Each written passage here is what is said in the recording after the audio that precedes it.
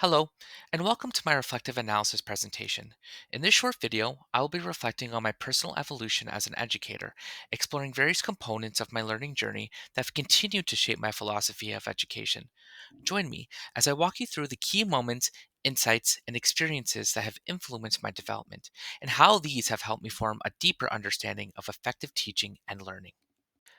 My vision of teaching and learning is always evolving and being shaped by new experiences, but it always fosters a student centered, inquiry driven, and culturally responsive approach where students actively shape their learning experiences through choice and collaboration. It encourages curiosity and problem solving as students engage with real world questions. Additionally, it is culturally responsive, ensuring that diverse backgrounds, perspectives, and learning styles are valued and integrated into every lesson, creating an inclusive and meaningful learning environment. Throughout the semester, my experience in practicum, my reflections, and my evolving understanding of pedagogical theories have helped shape this vision.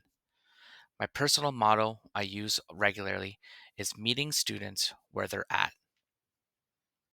Theories and perspectives, Vygotsky. Various theories and perspectives have shaped my vision of teaching and learning, with Vygotsky's zones approximate development being a key influence.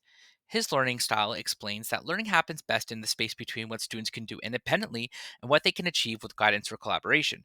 Through scaffold instruction and peer interaction, students develop the confidence and skills necessary to become independent critical thinkers. I saw this in action in a 3D shape exploration lesson I ran in my first practicum. At first, students struggled to describe the properties of different shapes on their own. To support them, I started with guided questions and hands on materials, encouraging them to compare and discuss the shapes in small groups. With a little bit of scaffolding and a chance to learn from one another, they gradually became more confident in identifying edges, shapes, and vertices. What really stood out to me was hearing them naturally use the 3D shape vocabulary during play, a great moment that showed me that the teaching strategy had really stuck. This experience reinforced my belief in providing just enough support to challenge students while ensuring they stay engaged and take ownership of their learning. It also highlights the power of inquiry based learning, where students actively explore concepts instead of just receiving the information.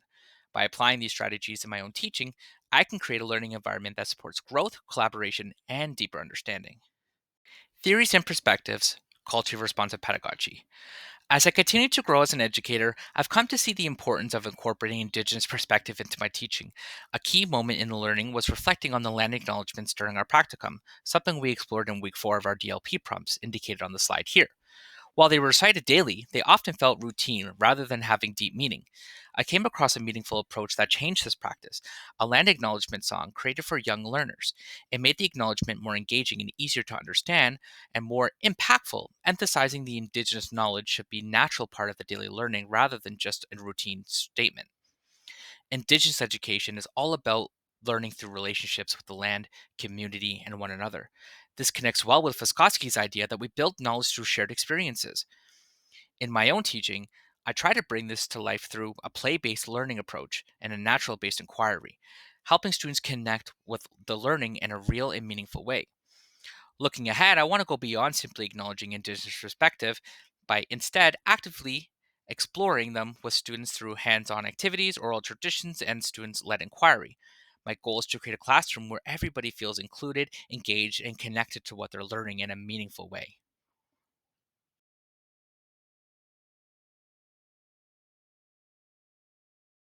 Addressing assumption. One prior assumption I held was that the curriculum was a fixed scope and sequence with little room for flexibility, something I explored in week 1 of my DLP prompt. I made this assumption based off my observations as an educational assistant, where lessons often followed a predictable pattern year after year. I believed that teachers had to strictly adhere to a preset lesson structure with limited opportunities for adaptation. However, in my learning in the BEd program, this perspective has been challenged. I now understand that curriculum serves as a map, while the teacher determines the route and the learning journey. Engaging with backwards design in an inquiry based learning approach has shown me that teachers have the freedom and flexibility to create meaningful and engaging content that meets the diverse needs of all our students while still using the curriculum as a guide. I also recognize the impact of the hidden and null curriculum, the unspoken lessons that shape students' values and inclusivity, something we explored also in the DLP in week 2.